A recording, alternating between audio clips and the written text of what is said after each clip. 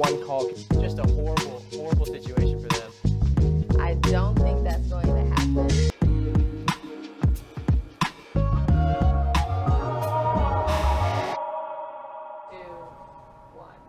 Before we get started, be sure to log on to Sided.co or the Sided Debates app to post, comment, and engage with different topics across all sports.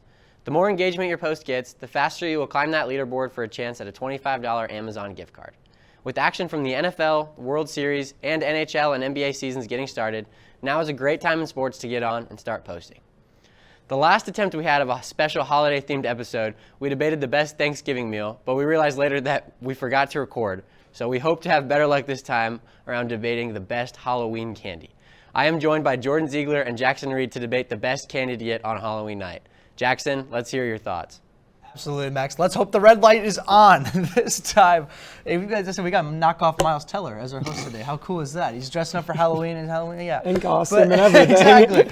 But anyway, Jordan, the best Halloween candy to get is, I call them America's team that actually wins stuff. Delicious. Reese's Peanut Butter Cups. It's the best. How could you go wrong with Reese's Peanut Butter Cups? Except if you have a peanut allergy, and if you have a peanut allergy, just skip the this debate. It's Skip not this for debate. you. Yeah. Well, you're not supposed to be here. Natural selection. Anyways.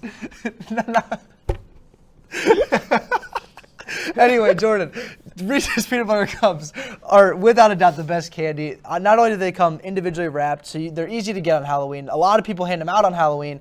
I think they're the best Halloween candy because they're just so universally loved. What's not to like about Reese's Cups? No, I agree. They're good. I'm not going to say they're bad. They're great. But what you said they're America's team of Halloween candy? They are. Snickers has red, white, and blue in their Are you logo. sure it's red? It's red, I promise.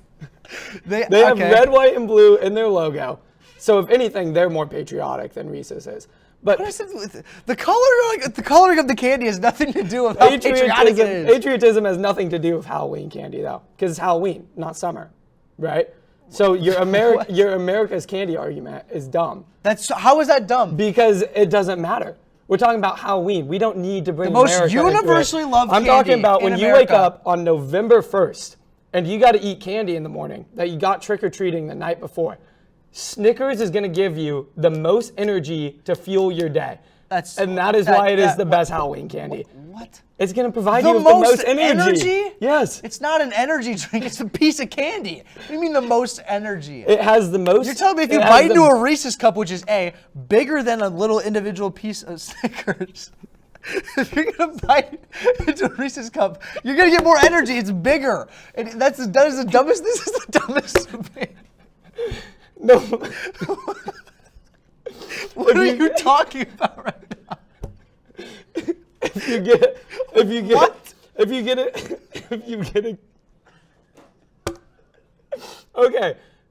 a king size Reese's peanut butter. Go. I'm trying. What is going on? If you get a full-size Reese's cup, that's 4 Reese's cups. It's way bigger than a Snickers, dog. What are you talking about? Have you seen a king-size Snickers bar before? That's way bigger than the king-size Reese's. No, it's not. Yes, it is.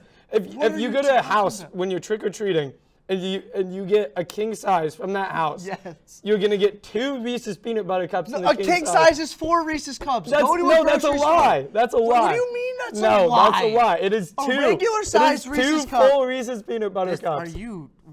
In what world? That's a regular size. In normal world, in like the world where you get king size candy bars, a Reese's peanut butter cup is 2. A Snickers is 1 massive candy bar. Therefore, Snickers you get more value. No. It tastes better. And gives you more energy. What? There's a time and a place for a Snickers bar. And Halloween is that time and place. No, yes. you and I both know, on a golf course.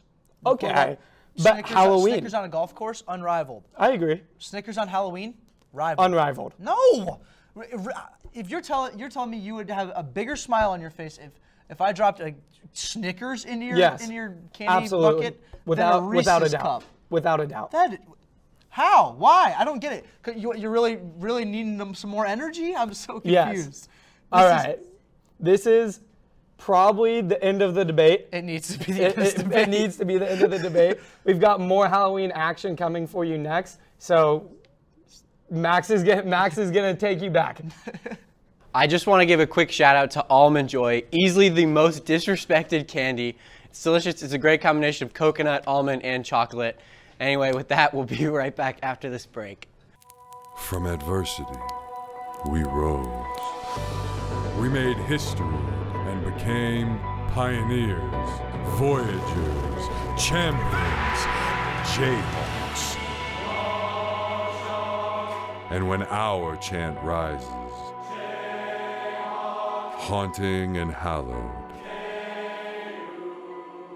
Jayhawks are telling the world what's near. Victory.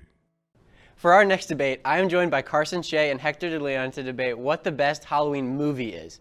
Ghostbusters opened in 1984 and was a blockbuster hit, setting a high bar for future horror and Halloween movies. But Hector is here to argue for an animated 2006 film, Monster House. Hector, let's hear your thoughts. All right, let me be honest here, all right? All right, let's hear it. If it's the 7-game series between Ghostbusters and Monster House, I'm taking Monster House That is instead of 7. all right, all that's right? not It's true. easy. It's easy. 16 years ago, this director released some gas, all right? He knew exactly what he was doing, all right? He was in his bag. Let me just read off some of these names of these characters. I'll get more into what I'm gonna. Oh, man. So DJ is our main character. DJ, he's a hooper. All right, literally one of the first scenes in the movie is him shooting buckets. Like he got game. He got game. Like no Spike Lee. Anyways, so we got Chowder, his best friend. He's the funniest character in the entire movie. I got some quotes from Chowder. He's legit. All right, we got Nebercracker, the supposed villain, the misunderstood villain. All right, Elizabeth Bones, Jenny, and Constance is the house. Name me a better cast of characters than that. All right. Well, first of all, what are these names, bro? Like, the characters in the movie has absolutely nothing to do with what makes it a great Halloween movie. We're talking about Halloween. Today is Halloween.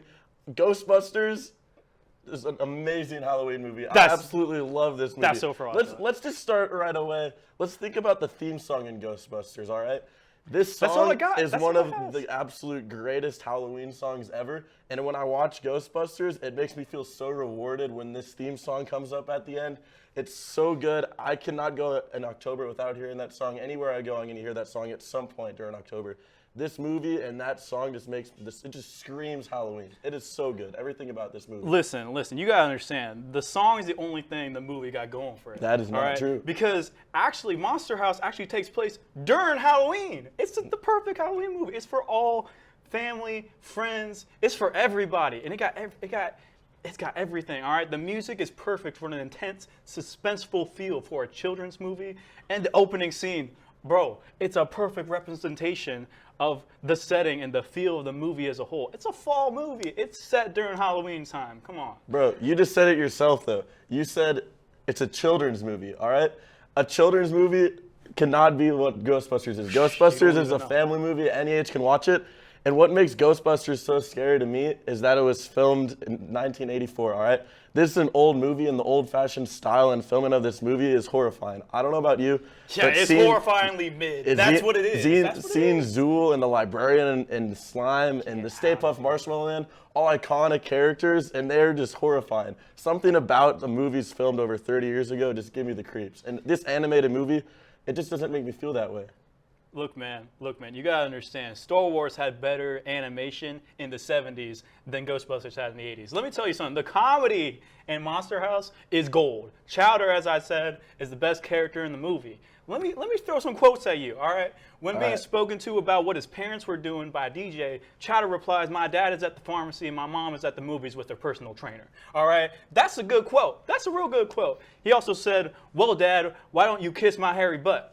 Look, listen, you got to understand the comedy weight that goes behind these, all right? I was audibly laughing at this movie and not Ghostbusters. Ghostbusters is mid, and I can't say that enough. Dude, Monster House is the definition of mid. It doesn't matter about the comedy. Comedy has nothing to do with Halloween. I want to be scared on Halloween. I want to feel something. You ain't scared watching Ghostbusters? Yes, Look, I am. All right. I was on my toes watching Monster You House. telling me the That house Stay Puft came alive, Marshmallow dog. Man doesn't scare you? No. It is horrifying. All right. Let's move on to the franchise as a whole. Monster House is an individual standalone movie released in 2006. Ghostbusters has had multiple sequels and reboots, all right? 1984, Ghostbusters came out. 1989, Ghostbusters 2 came out. 2016, the Ghostbusters reboot came out. And last year in 2021, Ghostbusters Afterlife came out. That's 4 movies in one franchise that all can be watched during Halloween I don't care time. about the franchise itself. I'm worried about the movie, just the 1984 movie. It's overrated, overhyped. Look, Monster House is hella underrated. I know it's our generation, but you got to understand the impact that this had on me, at least as a kid, right?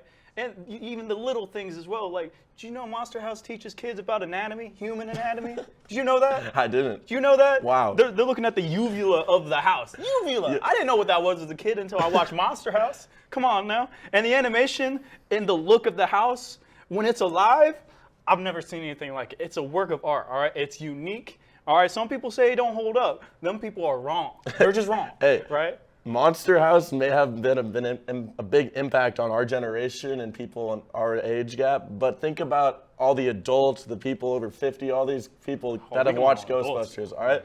This movie came out 38 years ago, so my parents liked it. Their grandparents may have watched it. I watched it as a kid, and this movie has been so iconic to so many different generations, while Monster House has only been iconic to ours. Look, Ghostbusters isn't even Ivan Reitman's most ambitious filmmaking statement. All right, he's had better movies he's made. And let me say this, Monster House deals with some insanely adult themes, all right? We got things like loss of a spouse, loneliness, death. People literally die in that movie. And there's the fear of death going on constantly all throughout the movie. You can't tell me that, oh, and let me tell the shot composition in the movie, go crazy, it go dummy. It is insane.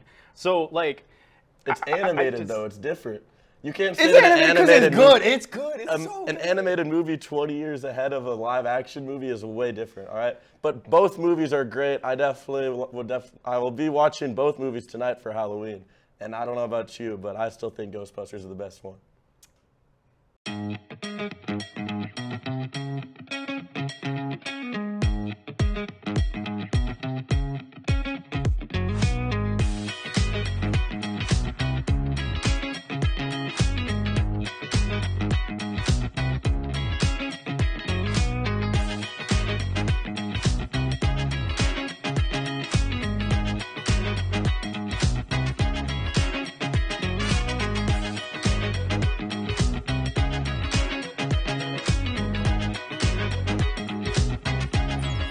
National champions deserve a clean campus. Don't wait for other Jayhawks to pick up your mess. Keep the University of Kansas clean. For our third and final debate, I am joined by Brady Borgelli and Barry Anderson to debate the scariest player in the history of the NFL. The NFL has been chock full of terrifying players who have haunted the league for decades. But who is the scariest? Barry, who are you picking? I'm going to have to say Ray Lewis. I have a question for you. If you're a wide receiver and you're playing against Ray Lewis and the Ravens, and the play call is that you're running a slant, what would you rather do? Run a slant or get sacked by Aaron Donald? Well, I definitely certainly would not want to get nailed blindside by Ray Lewis, that's for sure. But in my opinion, the scariest player in the NFL is AD, Aaron Donald, quarterback killer.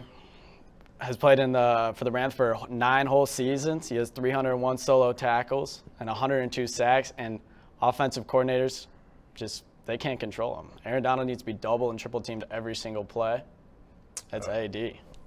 Well, besides solo tackles, Ray Lewis has like a total of 2,050 tackles. They play the same positions, but Ray Lewis, he's scary. Like, he has some off the field accusations, makes him way more scarier. Like, when I was a kid, I get scared. Like, he'd come out the tunnels eating turf. Like, who does that, bro? Like, you just don't do that. Like, when I think of, he literally did push-ups and with his 52 deck of cards. I've heard about the 52 deck of cards. Bro, I can't even do 200 push-ups. That's some scary stuff. I for sure would be definitely scared of Ray Lewis if I was a slot wide receiver doing an out route and I'd see number 52 just come at me and literally, metaphorically, fearing for my life. He killed people. I'm choosing Aaron Donald because he's just so nimble. Yeah. He's a big dude, but he's got the quick feet. His off-season workouts are something that I've never seen. He had multiple training sessions with Dwayne "The Rock" Johnson this offseason, and what is he doing? What is he doing right now to make him? I think Aaron Donald, he's a freak athlete. When you think quarterbacks of Aaron Donald, are, you don't think of him as being scary. You think of his success. Like he's I successful. think of AD just as a quarterback killer, and offensive coordinators everywhere around the league need to double and triple team AD, and there's just nothing you can do about it. Like, he's unstoppable. A difference between Aaron Donald and Ray Lewis is they both are successful, but Ray Lewis has that scariness, like that paint in front of under his eyes, bro. Like, I get nightmares. Like, I'm not lying. Like, I actually had a dream like 2 years ago. Like, I'm scared for this man. Like, when you see him when he used to be on Monday Night Football, like I turn the channels until the game comes on. Like, that's how scary he is. And like, I see the intensity in Aaron Donald's eyes before, and I just read an article, like, quarterbacks are just straight up scared of Aaron Donald. Like, they say getting hit by him is like getting hit by a semi-truck, and he hits the hardest at anyone in the league. He can't be blocked, and getting hit by Ray Lewis is like a building falling on you. Okay. Ray Lewis is like, he has so many All-Pros, so many Pro Bowls, but like he literally impacted that 2000 Ravens defense like all time to make them one of the top defenses. Like without that defense, like he's like that Ravens defense isn't nothing. Like he's like the best middle linebacker. But I could say the exact same. I think Aaron Donald has had the biggest impact of any defensive player of our generation by far. And he's been in the league for 9 seasons now. He's already the Rams' leading sack leader and tackle leader, and I just don't think anyone can stop him. Ray Lewis when he's an unstoppable freight train, really. Ray Lewis literally put fears, like he literally gives people CTE. Like he's like the day he retires, like people were very glad. But that's it for our debate. I'm gonna kick it back to Max. And thank you for tuning in to today's Halloween show. As always, be sure to log on to the Sided Debates app or sided.co to start posting, voting, and commenting on other debates. And follow us on social media. Our Twitter is @TakeaSideKU, where we will post clips from the show as well as some bonus debates throughout the week. And our Instagram is also @TakeaSideKU, where we're doing live debates and posting some extra sided content. Thanks for watching. For all of us here at Take a Side, we'll see you next week.